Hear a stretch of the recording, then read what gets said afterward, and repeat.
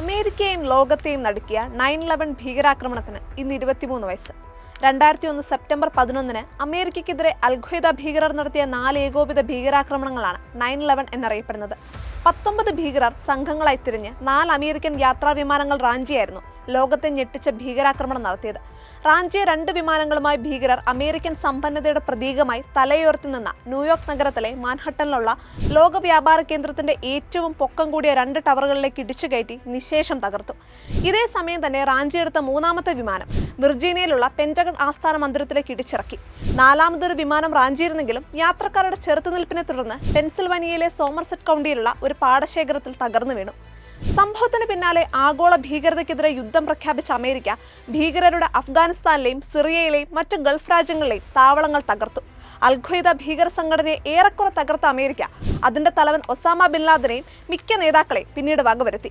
ഭീകരതയുടെ പുതിയ രൂപമായി വന്ന IS-നെയും അമേരിക്കയുടെ നേതൃത്വത്തിലുള്ള സഖ്യകക്ഷികൾ ഇല്ലാതാക്കി. ഇന്നും ഭീകരതയ്ക്കെതിരെ ശക്തമായ നിലപാടാണ് അമേരിക്കയും സഖ്യകക്ഷികളും സ്വീകരിച്ചു വരുന്നത്. 9/11 ഭീകരാക്രമണം വിതച്ച നാശനഷ്ട കണക്കുകളെക്കുറിച്ച് ഇന്നും അവ്യക്തതയുണ്ട്. വിമാനയാത്രക്കാരായ 265 പേർ, ലോക വ്യാപാര കേന്ദ്രത്തിലെ 2595 പേർ, ഇതിൽ 343 പേർ അഗ്നിരക്ഷാ സേനാംഗങ്ങളാണ്. പെന്റഗണിലെ 125 പേർ, അങ്ങനെ ആകെ മൊത്തം 2985 പേർ കൊല്ലപ്പെട്ടുവെന്നാണ് ഔദ്യോഗിക കണക്ക്. 110 നിലകളുള്ള ഇരട്ട സമുച്ചയങ്ങൾക്ക് പുറമെ ലോക വ്യാപാര കേന്ദ്രത്തിലെ 5 കെട്ടിടങ്ങൾക്ക് കൂടി കേടുപാടുകൾ പറ്റിയിരുന്നു. ഇതുകൂടാതെ മാൻഹട്ടൻ ദ്വീപിലെ 25ഓളം കെട്ടിടങ്ങൾക്കും 4 ഭൂഗർഭ സ്റ്റേഷനുകൾക്കും കനത്ത നാശനഷ്ടമുണ്ടായി. വാർത്താവിനിമയ സംവിധാനങ്ങൾ അപ്പാടെ തകർന്നു.